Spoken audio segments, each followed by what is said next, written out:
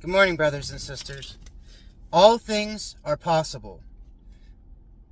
Some of us don't believe this, so I have a prayer for you to help with your unbelief, like mine.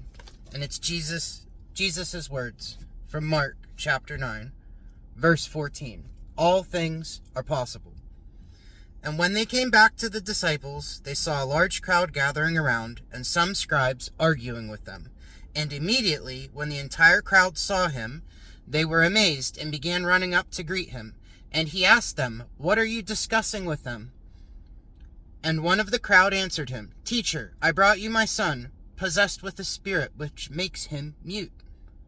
And whenever it seizes him, it dashes him to the ground, and he foams at the mouth, and grinds his teeth, and stiffens out. And I told your disciples to cast it out, and they could not do it." And he answered them and said, "O unbelieving generation, how long shall I be with you? How long shall I put up with you? Bring him to me."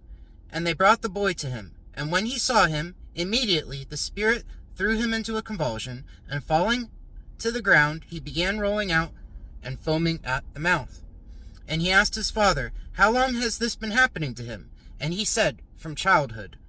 And it has often thrown him both into the fire and into the water to destroy him. But if you can do anything, take pity on us and help us." And Jesus said to him, "If you can, all things are possible to him who believes." So that's Jesus telling us all things are possible to him who believes. Immediately, the boy's father cried out and began saying, "I do believe. Help my unbelief." And when Jesus saw that a crowd was rapidly gathering, he rebuked the unclean spirit, saying to it, "You deaf and dumb spirit, I command you, come out of him, and do not enter him again." And after crying out and throwing into terrible convulsions, it came out. And the boy began so much like a corpse that most of them said, "He is dead." But Jesus took him by the hand and raised him, and he got up.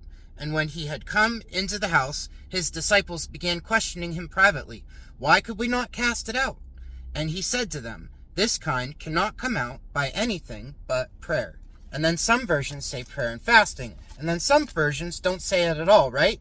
So what are we to take away from this? Jesus says anything is possible if you believe it.